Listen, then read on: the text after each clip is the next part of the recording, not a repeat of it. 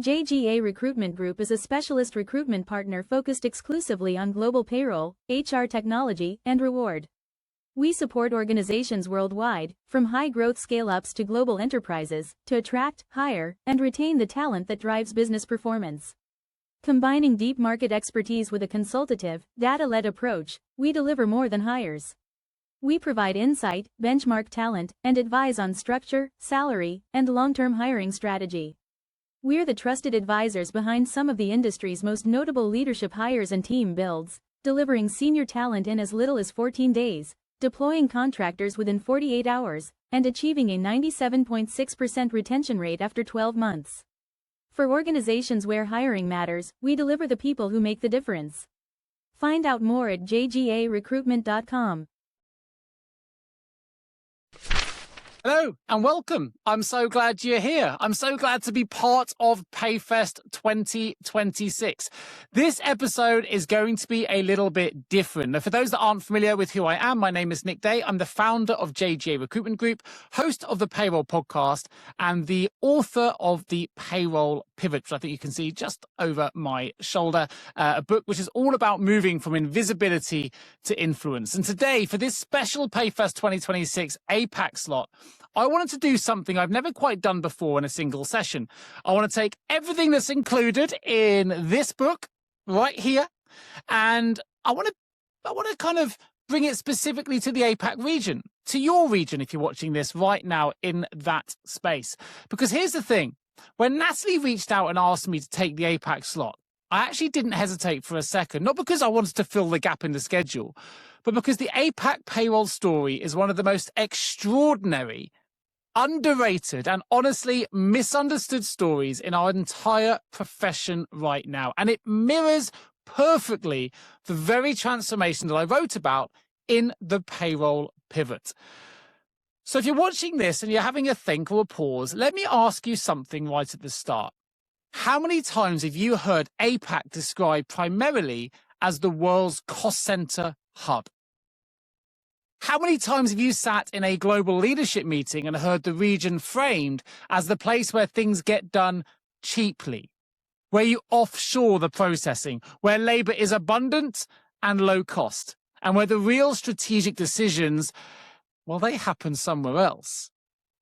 If you're in APAC-based payroll right now, I suspect that probably sounds a little bit familiar. It must be incredibly frustrating. And if it is, and if it does, I want you to know that you're living the exact same story that payroll professionals everywhere have been living for decades. The story of being indispensable to everyone and known by no one. I'm hoping that that is going to change today. Over the next 50 minutes or so, we're going to explore the payroll pivot. We're going to look at the hidden barriers keeping brilliant professionals invisible. We're going to talk about the real strategic power sitting inside your payroll function right now. And we're going to look specifically at how the APAC region is itself undergoing its own pivot from cost center perception to strategic powerhouse reality. This session is for the episode of the Payroll podcast too. So if you're listening later on audio, welcome and stick with me. Because whether you're in Mumbai, Manila, Singapore, Sydney, Tokyo, or anywhere else across this region, this conversation is for you.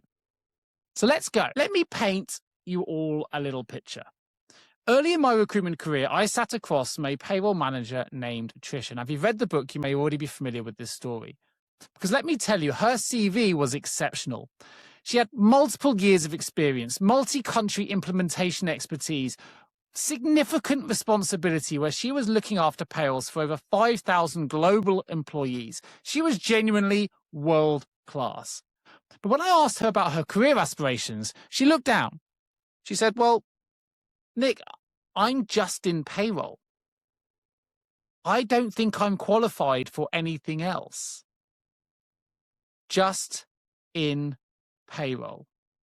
Those three words stayed with me. They're still with me now. They're written in the book because here was a person who ensured that thousands of employees trusted their employer enough to show up every single day who held compliance knowledge that protected the entire business, someone who sat on workforce data that could transform decision-making. And she had been taught somewhere along the way to describe all of that with the word just. Now, I don't mind admitting that I successfully managed to place Trisha in a payroll director role within 6 months of that conversation. And she very quickly went on to become VP of Global Payroll Operations for one of the largest companies on the planet. But nothing changed about her skills. Nothing really changed in relation to her knowledge. The only thing that changed was the story that she told about herself. Now, I'm telling you this story because I want you to hear something as well. In 2026, the Asia Pacific region is Trisha. Think about it. APAC holds over 75% of the world's manufacturing labor force. It accounts for more than 18% of global primary resource exports. It produces 75,000 new STEM graduates every single year in China alone. India generates 1.5 million engineering graduates annually, and Singapore invests $1 billion every year in workforce upskilling. The region is not just doing the work, it's building the infrastructure of global commerce. It is running the back end that the front end depends on, and yet, how is APAC most commonly described in global business? It's described as the cost hub. The low labor cost region, the place where you offshore the processing, the place where the real strategic conversations happen elsewhere. Again, it sounds familiar, right?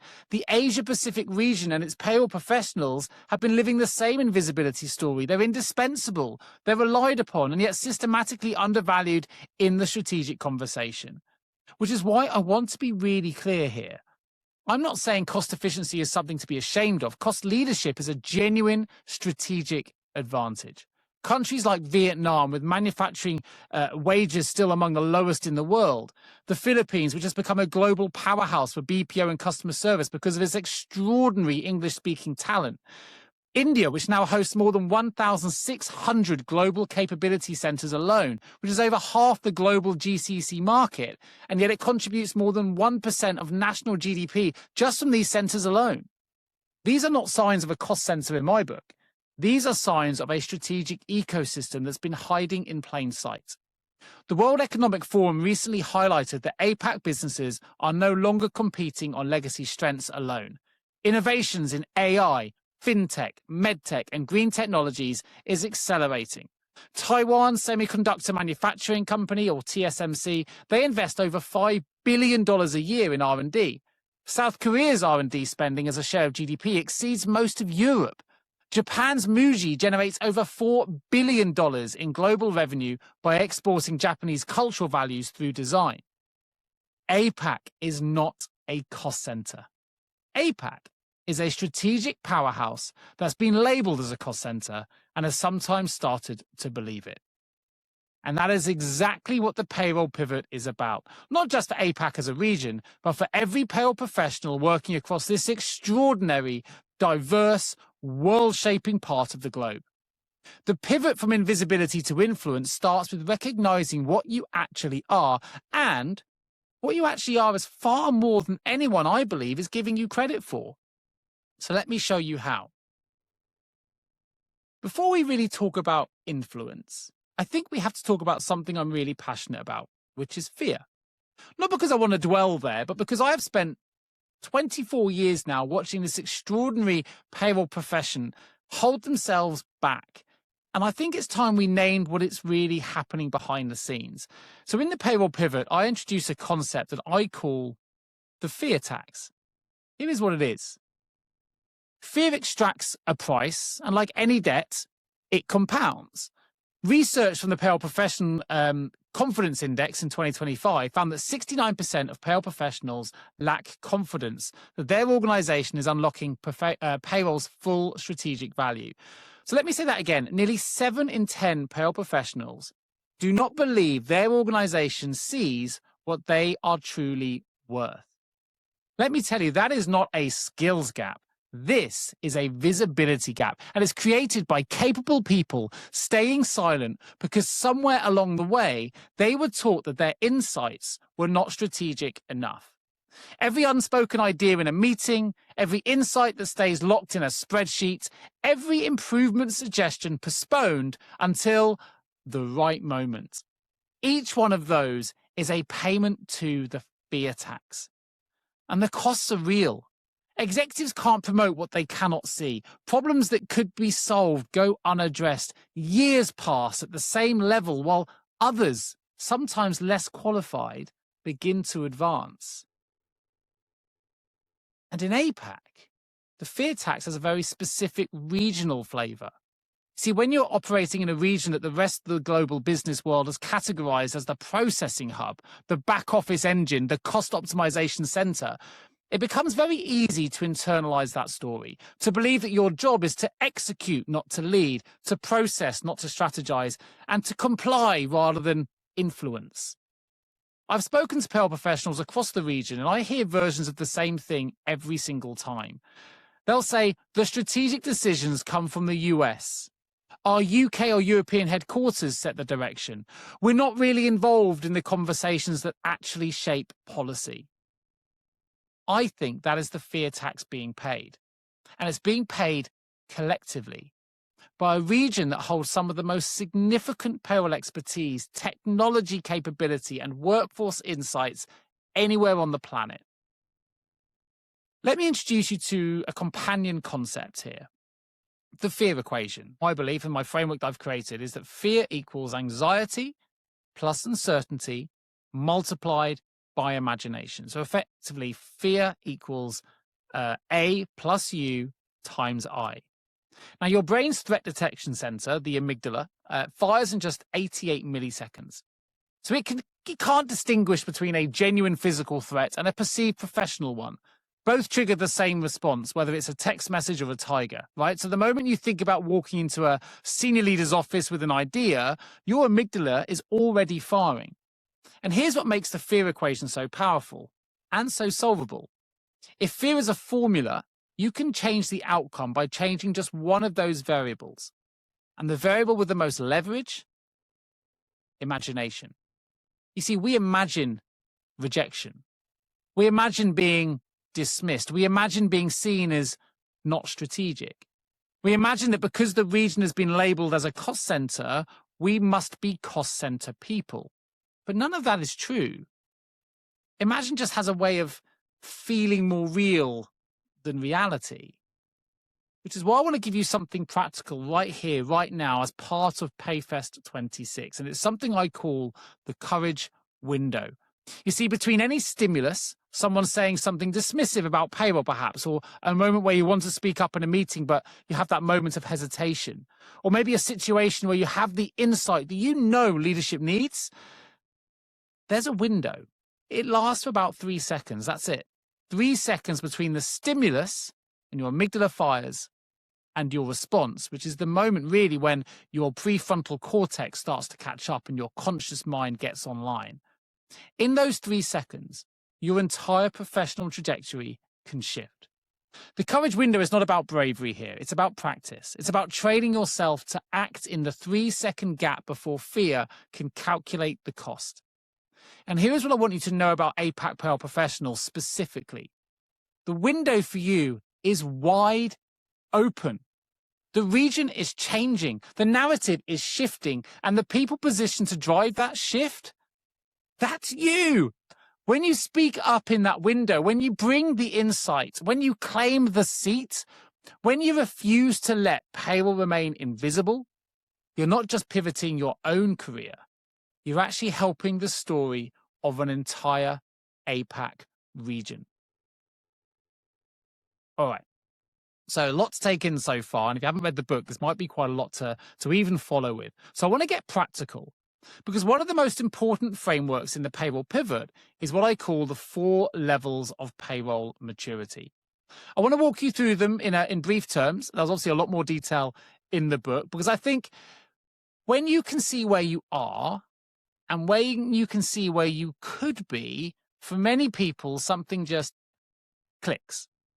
So level 1 is reactive. So you are accurate, you're compliant, but you're firefighting. Leadership only hears from you when something goes wrong. So the mirror shows someone running hard just to stay still. Level 2 is control. So this is where many excellent payroll professionals sometimes get stuck. You are stable, you are reliable, but you are completely invisible to the wider business. Leadership only notices you when something goes wrong. And the mirror shows someone working in a windowless room, hugely competent, but completely invisible. Level 3 is proactive. You are data-driven. You are using payroll insights to advise HR and finance on trends, insights, turnover, overtime, workforce costs, absence. People are starting to listen. You're moving from processor to advisor. The mirror shows someone stepping into the light. And level 4, this is where we want to get to. Level 4 is strategic. This is where we really start to move into that influential space. You are AI-enabled. You are influential. You are a business partner shaping organizational strategy. You act to what I call the algorithmic conscience of work. You're ensuring that automation serves your people ethically, fairly, that it's inclusive. The mirror shows you leading the conversation, not waiting to be invited into it. Now, a bit of a shameless plug again, but the Payroll Pivot, this is the journey from level 2 to level 4, from controlled but invisible to strategic and influential. And here's something I find genuinely exciting when I think about APAC, because the regional context maps directly into these levels, right? And the opportunity for leapfrogging, it's real. Let me explain.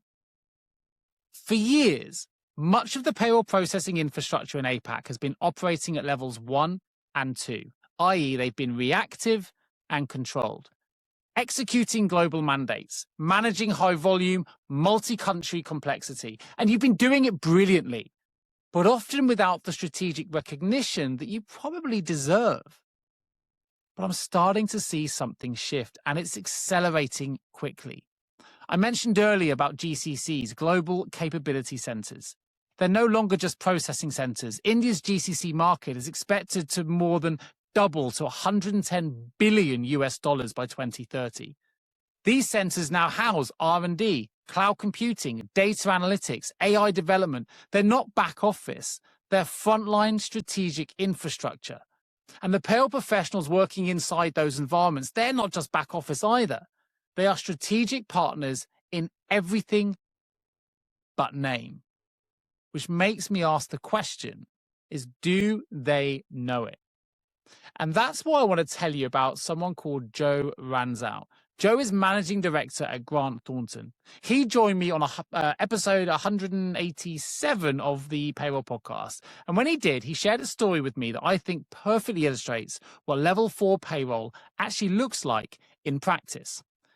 A company was meeting its overall budget targets.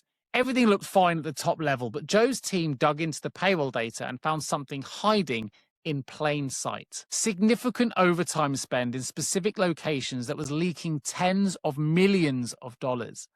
Because this data was rolled up into the general P&L, operations couldn't see it. The pattern was effectively invisible to everyone except the people who understood the payroll data. By translating that raw payroll data into meaningful business insights, Joe's team enabled the company to plug a massive financial leak. A single payroll insight, and it saved tens of millions.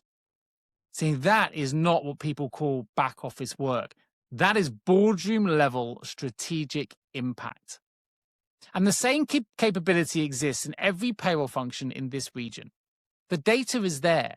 The insight is there. The question is whether the professional in front of it has the language, the confidence, and the frameworks to bring it to the table.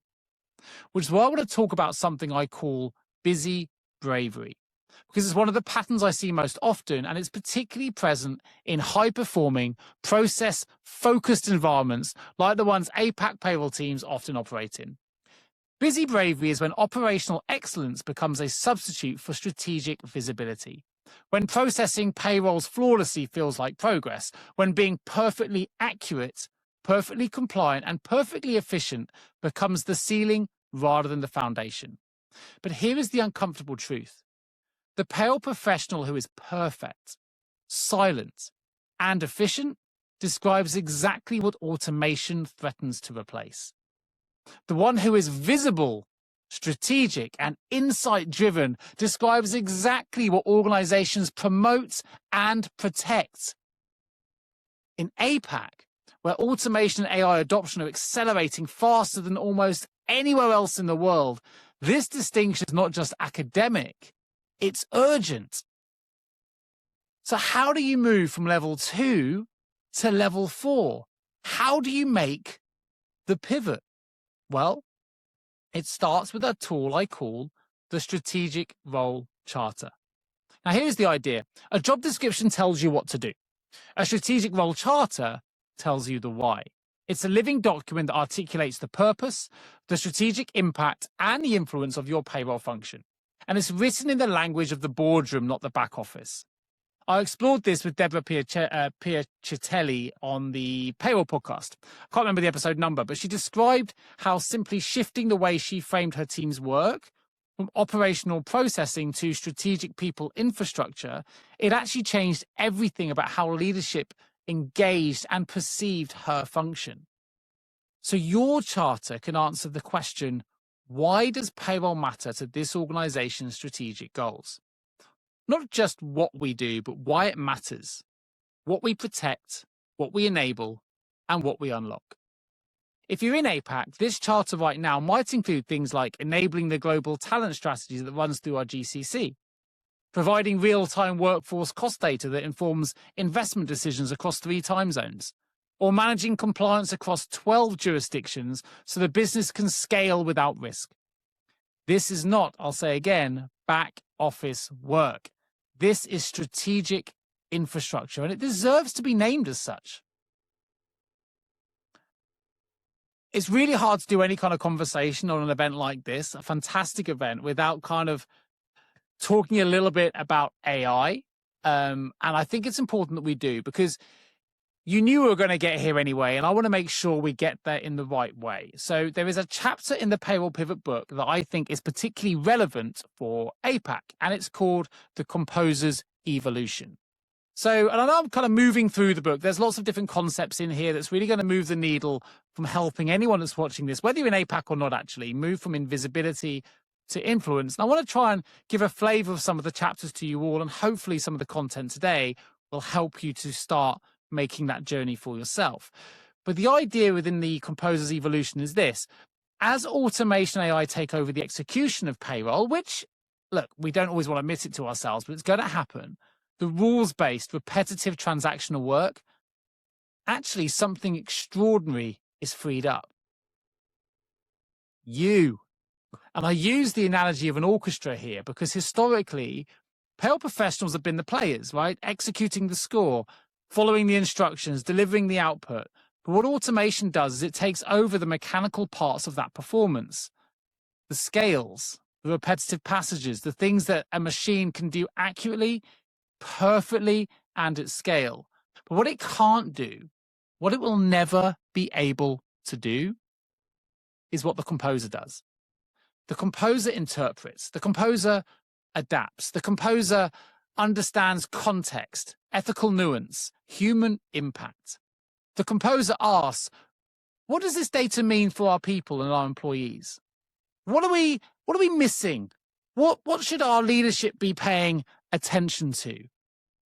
That is your role in this age of AI, and it's your role in the future of work as we're going to know it. Not threatened by automation, but augmented by it, elevated by it. Which is why I want to introduce you to a concept from the book that I think is genuinely important, particularly for those in the APAC context. I call it the algorithmic conscience of work. I mentioned it earlier on in this recording as well. So as AI and automation embed themselves deeper into payroll, processing, compliance checking, anomaly detection, so really valuable tasks, predictive analytics to give you the insights to be more strategic. Someone has to be the ethical guardian of what's going on. Someone has to be able to ask, is this algorithm treating our people fairly? Is this automated decision creating equity, or is it eroding it? Is the data being used to empower our workforce, or is it being used to control it? That someone is, in my opinion, that someone is the payroll professional. And in APAC, where you're often managing payroll across wildly different cultural, regulatory, and economic contexts, from the formal corporate structures of Singapore and Japan to the rapidly evolving environments of Vietnam and Indonesia, that algorithmic conscience role is extraordinarily complex and extraordinarily valuable, because you're not just running payroll anymore. You are curating the ethical infrastructure of work for potentially millions of employees across dozens of regulatory environments. Now, there is another trend I want to address, and that's the borderless workforce. So in chapter 6 of, I'm going to show it again and again, of the Payroll Pivot, is the Global Payroll Architect chapter. And I talk about how the globalization of work has fundamentally changed what I think payroll means. So companies no longer have clean geographical boundaries, right? A Singapore-based company might have developers in Vietnam, customer service teams in the Philippines, or finance functions in India. And a CEO above all of that, perhaps sitting in, I don't know, maybe Sydney, New York, who knows? The payroll professional managing that environment, therefore, is no longer a processor either. They're an architect. They're building the infrastructure that holds all of this together. Danny Gillespie, who is a global payroll leader, and actually he's a PayFest guest alumnus, he told me a story on the podcast about receiving a call from a panicking executive. His head of implementation had fallen in love with a German and wanted to move to Germany. Could he help? Because they had the global payroll infrastructure in place, Danny could actually say yes. So that executive retained a critical leader because the payroll architecture was ready. In that example, payroll didn't just process wages at the end of the month. Payroll saved a business-critical hire. And I think that's the story that APAC payroll professionals are living every single day, without always knowing that they're the hero of it. Real-time pay and earned wage access are also shifting the conversation here in ways that I think matter deeply. Across APAC, workforce financial well-being is a genuine strategic concern. And in markets where wage levels are still growing, where many employees are the primary financial support for extended families, while financial stress has real productivity impacts, the ability to access earned wages in real time, in the future, it probably isn't just going to be a nice to have. It's going to be a dignity issue. It's going to be something more, because research consistently is showing that around 80% of employees globally would prefer access to pay as they earn it. In rapidly developing APAC economies, that preference is even more pronounced. So the payroll professional who can bring earned wage access, real-time pay, and financial well-being infrastructure to their organization, again, that payroll person is not just a processor. They are a strategic architect of employee dignity. And that language, architecting financial dignity, belongs in a boardroom conversation. It's why I really do believe that payroll is the algorithmic conscience of work. Now, I'm conscious of time. I'm also conscious that there's loads and loads to take in during this episode, that many of you maybe haven't read the book yet, but I do want to bring it all together, because the APAC payroll story and the Payroll Pivot story, really, in my opinion, they're the same story. A region and a profession that has been labeled as operational, back office, cost-focused, and reactive sometimes, that has been trusted to deliver the critical infrastructure without always being trusted to shape the strategic direction. And I think that's something that it would just be amazing to change. I'm hoping PayFest 26 has an impact on helping that strategic change happen. I don't want payroll professionals to be indispensable to everyone and yet known by no one. That's what the payroll pivot is really about. I want everyone to move from invisibility to influence. I want everyone to be considered in those strategic conversations, because payroll should have a voice, because payroll can certainly have a significant impact, whether that's through employee experience or whether that's through better insights, whatever it is, right? Whether you're representing a region, it doesn't matter. I think as a profession, we can change the future. We can pivot. I mean, the future's changing anyway, right? The future's pivoting beneath our feet. And I think payroll can have its place there, but we need to build the influence that it's already earned. We need to leverage the trust that we've been delivering to our employees every single pay cycle. That's what that payslip represents. It's trust. That is it's the document, the promise that we make to our employees that says we are happy to pay you. We want to pay you for the work that you delivered to us. And we know that the pay that is represented on that payslip, that represents way more than just a number on a payslip. It represents food on the table, a roof over somebody's head, someone's care home fees, someone's school fees, whatever it is. We need to cherish and protect that trust and really build our influence behind it. Because without that, there is no company. If employees start walking out and they start losing talent because they haven't got the payroll process right, then they'll really start to feel the pain of not giving payroll the attention and the space that it deserves to deliver influence within its organization. So I guess here's what I've known, or what I've come to discover over what's been 24 years now in this profession. I started in 2002. I've also had over 400 podcast episode recordings during that time. If you don't subscribe to the Payroll podcast, please do so. A fantastic show where I feature payroll leaders from across the globe, and we talk about all of the issues that are shaping the future of the industry, whether that's technology, pay on demand, legislation, compliance, globalization, systems, software, employee wellness, engagement. We cover it all on the show. So please do subscribe. We're available on all the major podcast channels and on YouTube as well. But I've also coached lots and lots of payroll leaders. I have my own coaching practice. I'm a qualified executive coach and leader. And I think through all of those conversations, from all the people I've placed as a CEO of JGA Recruitment Group, we've placed over 10,000 payroll professionals across the globe. I've seen this industry shift, and I know it as well from the book. Influence does not come from waiting for an invitation. Influence comes from demonstrating the value you already bring in the language that leadership actually understands. In the Payroll Pivot, I talk about the language of influence. Payroll professionals speak in payroll language, executives speak in business language, and the pivot does require some translation. So when you're speaking to leadership teams and executives, instead of saying things like, we processed 5,000 payslips this month with 99.8% accuracy. I mean, that is fantastic, don't get me wrong, but instead of saying it like that, say we protected 5,000 employment relationships and maintained zero compliance risk this cycle. Statistics tell us that if someone is paid incorrectly just once in a pay cycle, they're 29% more likely to look for a new employer.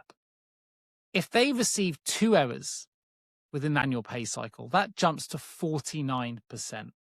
2 payroll errors and half a potential workforce is now putting themselves on LinkedIn looking for a new job.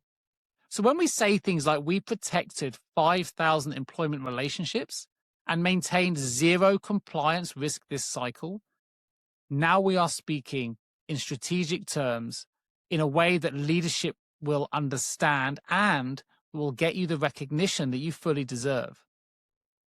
So again, instead of saying we flagged an overtime anomaly, say we identified a workforce cost pattern that, if addressed, could save the business 7 figures annually. Now we're speaking a CFO's language.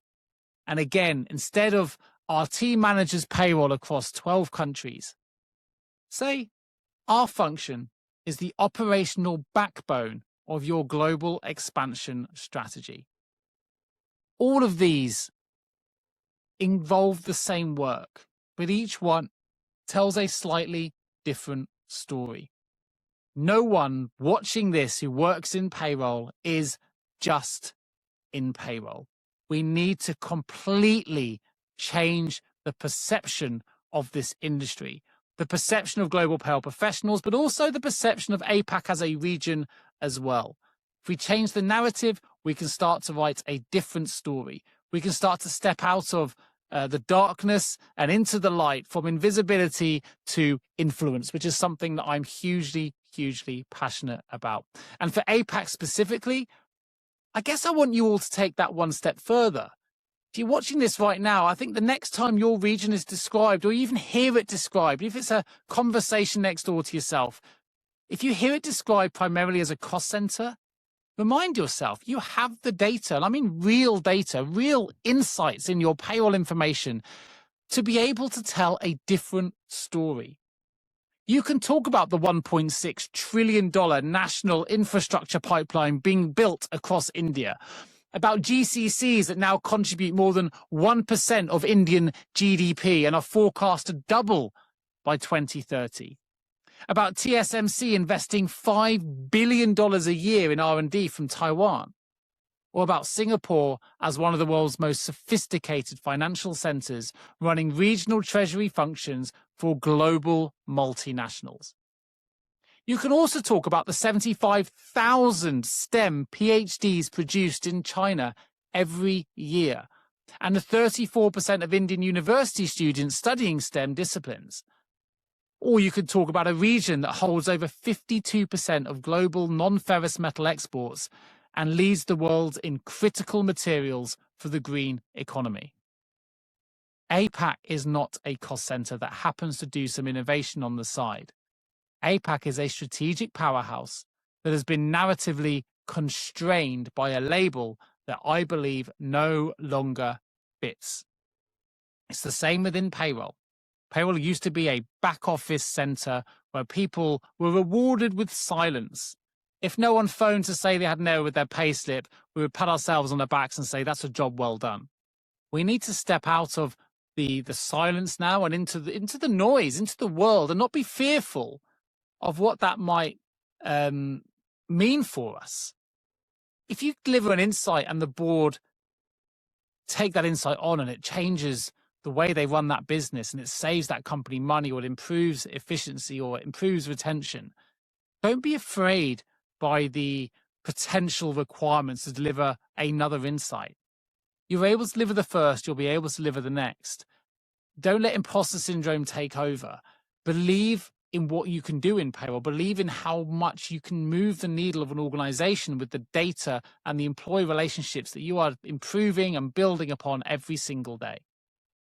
I believe your job as a payroll professional in the APAC region in particular is to refuse all of these back office or cost center type constraints or narratives. Not just for you, but for your profession and for your region as well. There's lots going on. I just really passionate about this, I think. So in the book, there is also a concept I call the strategic table. So this is the seat in the room where business decisions get made.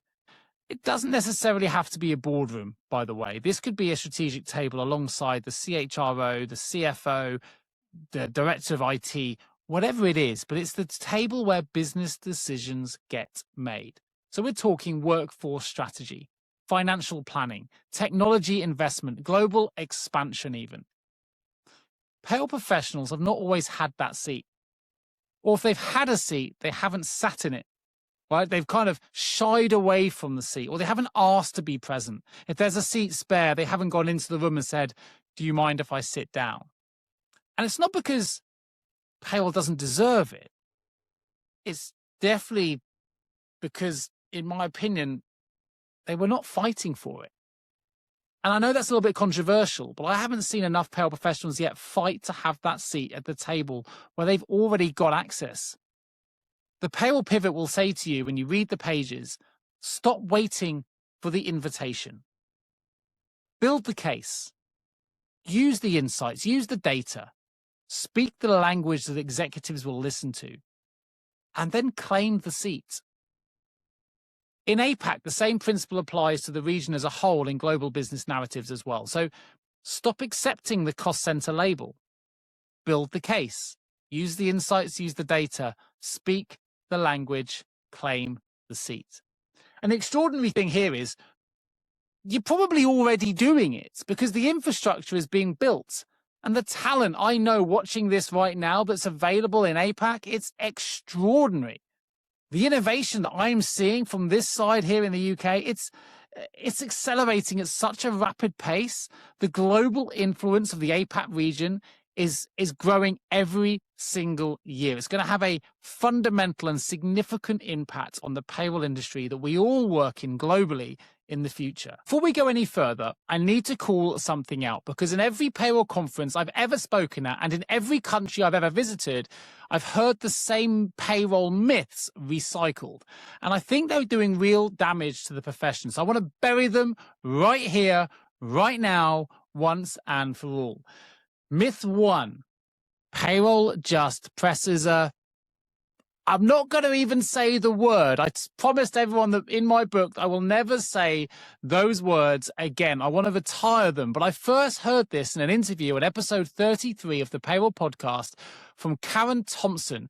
And she described it as the favorite myth among people who have never done payroll. Whereas Carrie Brightingo in episode 178 called it a fallacy so pervasive that she suggested the profession needs, and I love this, payroll therapy to cope with the lack of understanding that myth creates. But here's the reality check. Modern payroll professionals manage real-time digital reporting, borderless hybrid workforces, multi-country regulatory compliance, AI-enabled systems, earned wage access infrastructure, and data that touches 40 to 80% of most organizations' entire operating expenditure. There is no magic. There never was. And every time we laugh along with that joke, I believe the payroll profession is giving the myth permission to keep it living. In APAC specifically, I think this myth has actually been amplified because when the global business world frames your region as the processing hub, the unspoken assumption is that processing is simple, that it's just execution. High volume, yes, but it's complex. And you know, right? You know it's also very strategic. And here's what I want you to say the next time someone tells you that payroll is just pressing something. In the most polite possible way, of course, say, actually, our function manages compliance across 12 jurisdictions. It provides workforce cost data that informs the executive team. And you know what? It protects the employment relationships that allow every employee in our business to trust us. Myth 2. Payroll is an HR or finance function. No, payroll is payroll. It sits at the intersection of HR, the intersection of finance, technology, and compliance, and trust. It belongs to all of them and none of them at the same time. And the professionals who understand that intersection are uniquely positioned to be strategic partners across every single one of those functions. And I've said this on the Payroll podcast as well, and I'll say it again here. The best payroll leaders I've ever placed are bilingual. They speak HR, they speak finance, they speak technology, and they speak something all three of those departments need but rarely own. They also speak trust. When every other function has a seat at the table, payroll professionals have earned a seat at multiple tables. And it's not a limitation, it's a payroll superpower. Or at least I think it is. Myth 3. AI will replace payroll professionals. No, it won't. AI will replace the parts of payroll that payroll professionals should not have been doing manually anyway. It's going to augment your work. It's going to replace the repetitive data entry, the rules-based calculations, the routine compliance checks. And when it does, when that capacity is freed up, I'm telling you, something extraordinary is going to happen. You're going to become the composer. The organization no longer needs you to play the scales. It needs you to interpret the music, to ask the questions the algorithms can't, to bring the human judgment, the ethical oversight, the strategic insight that no automation can possibly replicate. And in APAC, where AI adoption is accelerating faster than almost anywhere else on the planet, this is not a threat. It's an invitation. The invitation to stop being the person who runs the process and to start being the person who shapes the strategy. The myth says AI replaces you. The truth is AI promotes you. Every myth we just dismantled has one thing in common. They are all stories. Stories told by people who do not understand the payroll profession. Stories that only persist because not enough of us in the payroll profession have been loud enough, confident enough, or visible enough to replace them with the truth. That changes now. I want to tell you about a coaching call that I will never forget. A skilled payroll director with 11 years with the same organization who knew every system, every process, every compliance deadline. When a CFO called an emergency meeting to announce a global payroll system migration, she was the most technically qualified person in that room by a significant margin. But she froze. She understood the technology better than anyone, but the CFO did not ask a technical question. He asked, how do you think the team will handle this? He asked an emotional question, a leadership question. And in her 11 years of building technical expertise, she'd never quite been prepared for that type of question. And that story stayed with me because I've seen versions of it play out hundreds of times, right? Brilliant technical payroll minds who get to the edge of the boardroom door and suddenly they feel like they're not equipped for what is on the other side. Not because they're not qualified, but because the conversation has shifted for them from technical to human, and nobody told them to prepare for that shift, right? So chapter 8 of the Payroll Pivot is called From Thermometer to Thermostat. And I think it's one of the most important chapters in the book, particularly for the APAC region. And these are the reasons I want to explain why I think it's so important, because here's the core idea. Think about two instruments that both measure temperature. A thermometer reads the room, and a thermostat sets it. Most payroll professionals are excellent thermometers. They sense when the team is stressed or when the CFO is frustrated, when an employee is anxious about a pay query, and they absorb the emotional data of every environment they work in. They're extraordinarily attuned. But absorbing is not leading. Leading means taking that emotional data and doing something with it. Walking into a room where the pressure is rising, where deadlines are closing in and tempers are fraying, and choosing to bring the temperature down. Not by pretending the pressure doesn't exist, but by regulating your own response so that people around you can regulate theirs. That is what emotional intelligence does. It turns you from a thermometer into a thermostat. And for payroll professionals who have spent their entire careers responding to the emotional climate set by others, learning to set it yourself is one of the most powerful pivots you can ever make. Dr. Robin Hills, director of EI for Change, reframed this for me on the HR podcast I also host. Robin told me that emotional intelligence is not about being nice. It's not a soft skill. It is a hard strategic capability for making better decisions under pressure. It is how you combine your thinking with your feelings in order to make good quality decisions and build authentic relationships. And then said something that stopped me cold, that all we are ever seeing in any situation is a very, very limited view. A limited view. Think about what that means for how we lead in payroll. You deal in precision. You deal in absolutes. A pay run is either correct or it's not.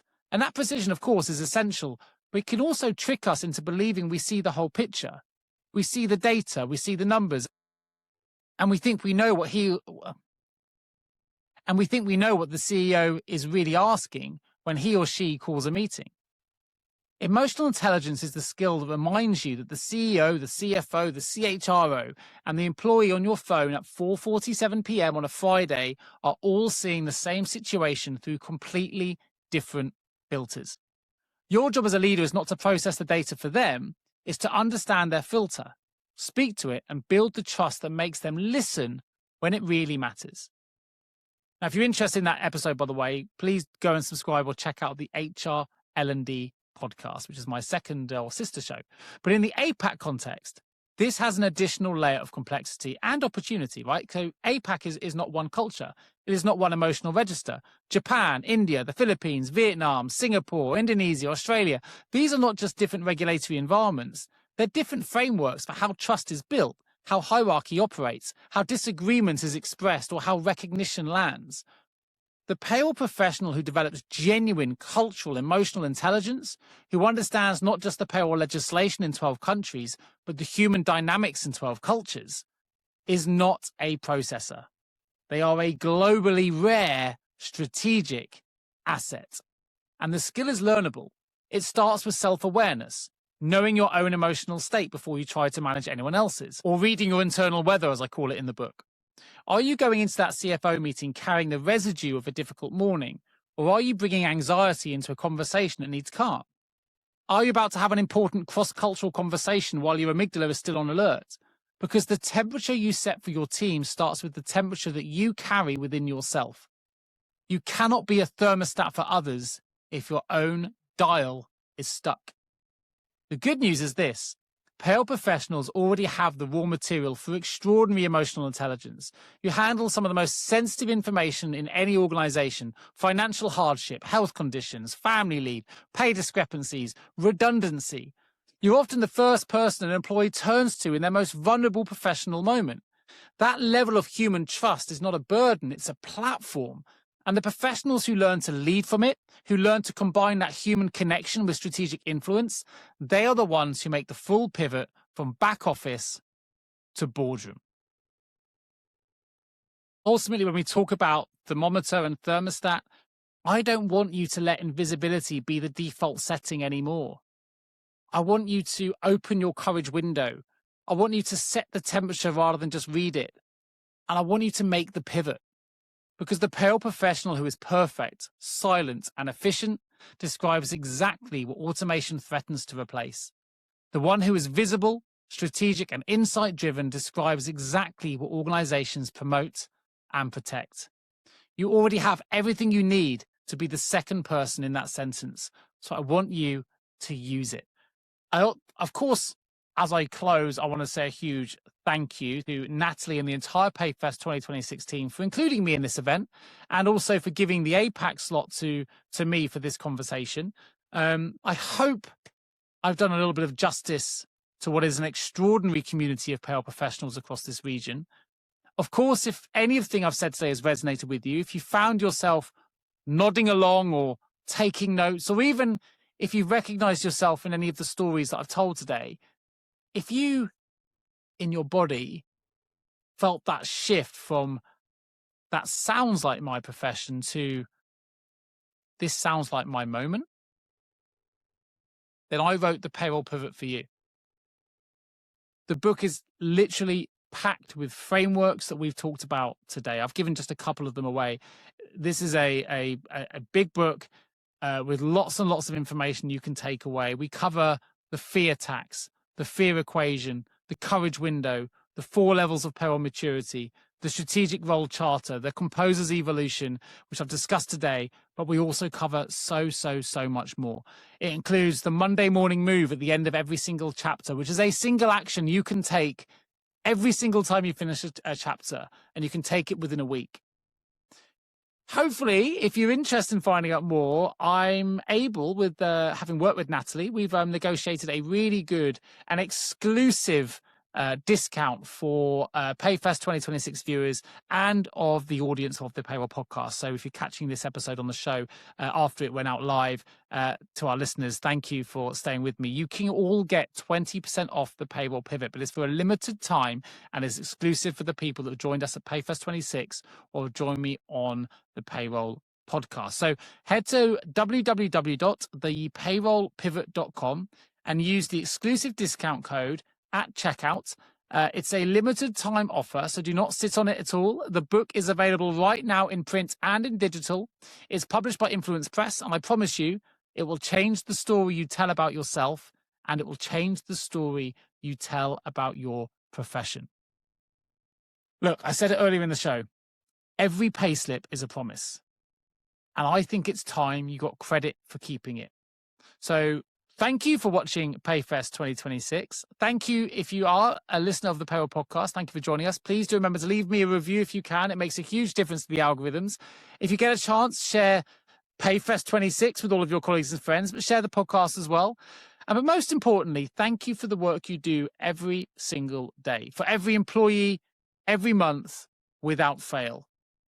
I believe the Payroll Pivot starts now, and I look forward to seeing you on that journey. If you are watching this as a payroll leader and you need support recruiting top talent in APAC, you'll be excited to hear that JGA Recruitment is now supporting APAC clients. So if you need support recruiting payroll talent at any level across the payroll sphere, it doesn't have to be operational. It could be in implementation, it could be in payroll sales, it could be in payroll project management, or even product development. If you need talent, anything from the administrative level all the way through to senior C-suite and director level talent, please do get in touch with my team. You can find out more at jgarecruitment.com or shoot me an email at nick@jgarecruitment.com.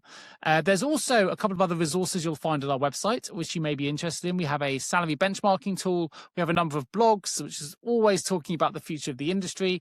And you can also find me on LinkedIn. So please do check me out there. Send me a LinkedIn invitation. I've got 3 newsletters that I release on LinkedIn, which talk about the future of payroll, which is called the Disruptors Digest, and we've also got Payroll Perspectives, which is kind of day-to-day payroll. So loads of payroll content to get involved in, but also on our website at jgarecruitment.com, we have a newsletter which goes out every single week. In fact, we have 2. One is for payroll professionals and one is for HR professionals. So depending on your discipline, if you're interested in getting the latest insights, the latest news from the desk here at JGA Recruitment, please do head to our website, sign up to our newsletters, and you will always be in the know when the next payroll podcast episode launches, when the next book comes out, when there's any other news that may be impacting the industry. You'll be the first in the know if you subscribe to that newsletter. So that's all for me. I want to give you one huge thank you again for spending your time with me today on the PayFest 2026, and I look forward to catching you out in the world. Thank you.